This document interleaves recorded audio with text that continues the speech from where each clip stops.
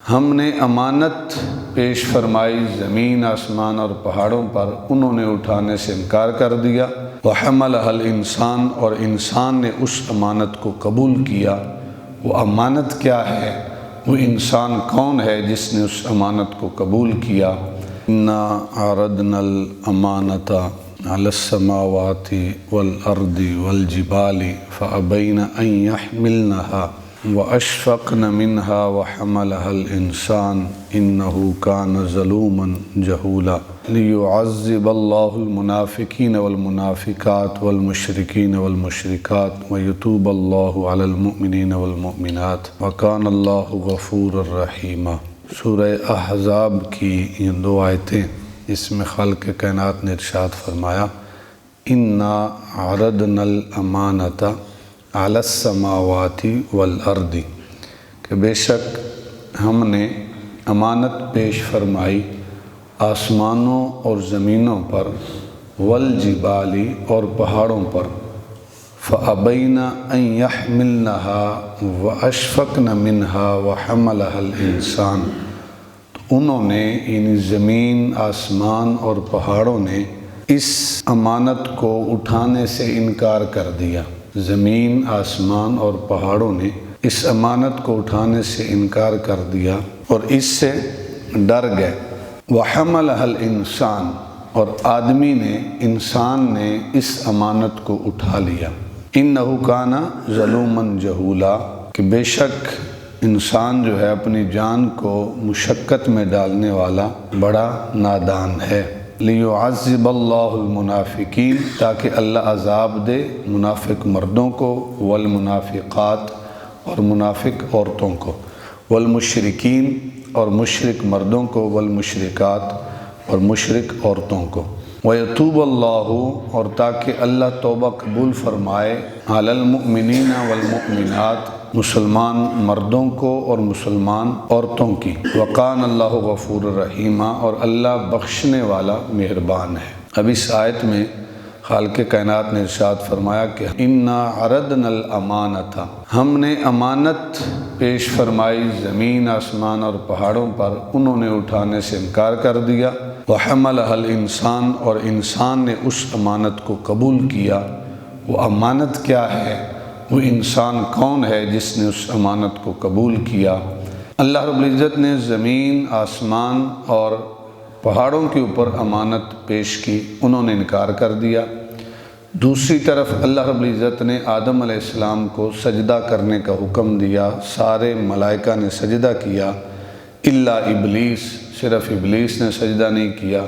ابلیس کو قیامت تک کے لیے مردود کر دیا، اور زمین آسمان اور پہاڑوں نے بھی انکار کیا، لیکن اللہ تعالیٰ نے زمین آسمان اور پہاڑوں کے اوپر کوئی وعید جو ہے وہ نازل نہیں فرمائی۔ فرق کیا ہے؟ انشاءاللہ یہ فرق بھی جانیں گے۔ وہ امانت بھی میں آپ کے سامنے پیش کرتا ہوں۔ وہ امانت جس کو اللہ تعالیٰ نے آسمانوں، زمینوں اور پہاڑوں پر پیش فرمایا، تو ان سبھی نے خوف الہی سے ڈر کر اس امانت کو قبول کرنے سے انکار کر دیا، لیکن انسان نے اس امانت کے اس بوجھ کو اٹھا لیا۔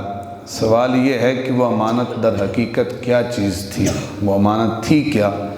تو اس کے بارے میں مفسرین کے چند اقوال ہیں۔ حضرت علامہ احمد ساوی رحمۃ اللہ تعالی علیہ نے فرمایا کہ اس امانت کی سب سے بہترین تفسیر یہ ہے کہ وہ امانت شرعی پابندیوں کی ذمہ داری تھی، شریعت کے اوپر عمل کرنا۔ یہ وہ امانت تھی جو پہاڑوں نے، زمین نے، آسمان نے اٹھانے سے انکار کر دیا، اور حضرت انسان نے اس کو قبول کیا۔ اور روایات کے اندر آتا ہے کہ جب شریعت کی پابندیوں کو آسمان اور زمینوں اور پہاڑوں کے روبرو پیش کیا، تو ان تینوں نے عرض کیا کہ اے باری تعالیٰ، ہمیں اس بار گراں کے اٹھانے میں کیا حاصل ہوگا؟ اللہ نے فرمایا کہ اگر تم ان احکام شریعت کی پابندی کرو گے تو تمہیں بہت بہترین صلہ اور انعام عطا کیا جائے گا۔ تو تینوں نے، پہاڑ، زمین اور آسمان نے، جواب میں عرض کیا کہ اے باری تعالیٰ، ہم تو بہرحال تیرے حکم کے فرما بردار ہیں، باقی ثواب و عذاب سے ہمیں کوئی مطلب نہیں، لیکن خوف الہی سے ڈر کر کانپتے ہوئے ان تینوں نے اس امانت کو قبول کرنے سے اپنی معذوری ظاہر کرتے ہوئے انکار کر دیا۔ پھر اللہ تعالیٰ نے اس امانت کو حضرت آدم علیہ السلام کے سامنے پیش فرمایا۔ وَحَمَلَهَا الْإِنسان، یہاں انسان سے مراد حضرت آدم علیہ السلام کی ذات ہے۔ تو حضرت آدم علیہ السلام نے دریافت کیا کہ اس امانت کی ذمہ داری قبول کر لینے سے ہمیں کیا ملے گا؟ تو اللہ تعالیٰ نے فرمایا کہ اگر تم اچھی طرح اس کی پابندی کرو گے تو تمہیں بڑے انعام و اکرام سے نوازا جائے گا، اور تم نے نافرمانی کی تو طرح طرح کے عذابوں میں تمہیں گرفتار کیا جائے گا۔ تو حضرت آدم علیہ السلام نے اس بار امانت کو اٹھا لیا۔ تو اس وقت اللہ تعالیٰ نے فرمایا کہ اے آدم، میں اس سلسلے میں، یعنی اگر ارادہ ٹھیک ہوا انسان کا شریعت کی پابندی کرنے کا، تو میں اس سلسلے میں تیری مدد کروں گا۔ یعنی ویسے مشکل ہے شریعت کی پابندی، لیکن انسان ارادتاً چل پڑے، دل سے پکا ارادہ کر لے تو اللہ تعالیٰ کی مدد انسان کے شامل حال ہوتی ہے۔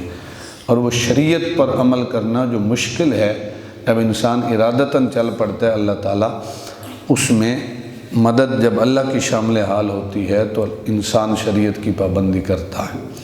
اب جو فرق ہے، ایک طرف اللہ نے فرمایا اسجدوا لآدم فسجدوا، سارے ملائکہ نے سجدہ کیا الا ابلیس، شیطان نے نہیں کیا، اللہ تعالیٰ نے قیامت تک کے لیے مردود کر دیا۔ ادھر اللہ نے اپنی امانت کو زمین، آسمان اور پہاڑوں پر پیش کیا، انہوں نے بھی اٹھانے سے انکار کر دیا۔ انکار ادھر بھی ہے، انکار ادھر بھی ہے، لیکن شیطان قیامت تک کے لیے مردود، زمین، آسمان، پہاڑ صحیح سلامت ہیں، کوئی ان پر جو ہے لعنت نہیں بھیجتا، شیطان پر قیامت تک کے لیے لعنت ہے۔ تو فرق کیا ہے؟ یہ جو فرق ہے یہ بھی ہمارے سیکھنے کے لیے اور اس پر عمل کرنے کے لیے بڑا خاص ہے۔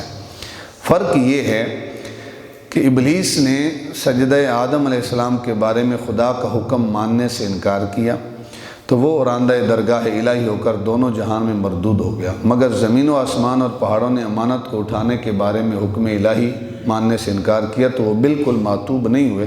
اس کی کیا وجہ ہے؟ اس کا راز کیا ہے؟ اس سوال کا جواب یہ ہے کہ ابلیس کے انکار اور آسمانوں، زمینوں اور پہاڑوں کے انکار میں فرق ہے۔ وہ فرق کیا ہے کہ ابلیس کا انکار بطور استکبار تھا، استکبار بطور تکبر کے تھا۔ ابلیس نے کہا تھا انا خیر من، میں آدم سے بہتر ہوں، میں کیوں اسے سجدہ کروں۔ ابلیس نے تکبر کیا، اور زمین، آسمان اور پہاڑوں کا جو انکار ہے وہ بطور استصغار ہے، تواضع کے ہے، عاجزی کے ہے۔ وہاں عاجزی ہے، یہاں تکبر ہے، انکار دونوں کا ہے، ابلیس کا بھی، زمین و آسمان اور پہاڑوں کا بھی، لیکن فرق یہ ہے کہ ابلیس کے انکار میں تکبر ہے۔ ابلیس کہتا ہے انا خیر من، میں آدم سے بہتر ہوں، میں کیوں سجدہ کروں اسے۔ اور زمین و آسمان اور پہاڑوں نے عاجزی کے ساتھ کہا باری تعالیٰ ہم یہ بوجھ اٹھانے کے قابل نہیں ہیں، تو ہمیں معاف فرما۔ تو اللہ تعالیٰ نے زمین، آسمان اور پہاڑوں کے اوپر عتاب نازل نہیں کیا، اس کو مردود نہیں قرار دیا۔ شیطان جس نے تکبر کیا، اس تکبر کی وجہ سے اللہ رب العزت نے شیطان کو قیامت تک کے لیے مردود قرار دے دیا۔ قیامت تک کے لیے اس پر جو لعنتیں ہیں وہ پڑتی رہیں گی۔ کہاں استکبار، کہاں استصغار، کہاں تواضع، کہاں اپنے آپ کو بڑا سمجھنا اور کہاں اپنے آپ کو چھوٹا سمجھنا، دونوں میں بڑا عظیم فرق ہے۔ اللہ تعالی ہم سب کو بھی تکبر سے بچنے کی توفیق عطا فرمائے۔ اللہ تعالی ہم سب کو عاجزی عطا فرمائے۔ شیطان نے سجدہ نہیں کیا، اگر بعد میں بھی عاجزی کرتا تو اللہ تعالیٰ معاف کر دیتا۔ اس نے بعد میں بھی عاجزی نہیں کی، اس نے کہا میرے جیسا تو ہے ہی کوئی نہیں، میں عبادت گزار بڑا، میں تہجد گزار بڑا، میں فرشتوں کا سردار، میں یہ میں وہ۔ یہی چیز اگر آج کے انسان میں آئے، میرے جیسا علم کوئی نہیں، میرے جیسا خطیب کوئی نہیں، میرے جیسا ادیب کوئی نہیں، میرے جیسا تاجر کوئی نہیں، میرے جیسا سخی کوئی نہیں، میرے جیسا دولت والا کوئی نہیں، میرے جیسا جائیداد والا کوئی نہیں، جیسے میری گاڑی ایسی کسی کی نہیں، یہ چیز اگر انسان میں آ جائے وہ انسان شیطان کے رستے پہ چل رہا ہے۔ اللہ تعالیٰ شیطان کے رستے سے ہمیں بچنے کی توفیق عطا فرمائے۔ وما علینا الا البلاغ۔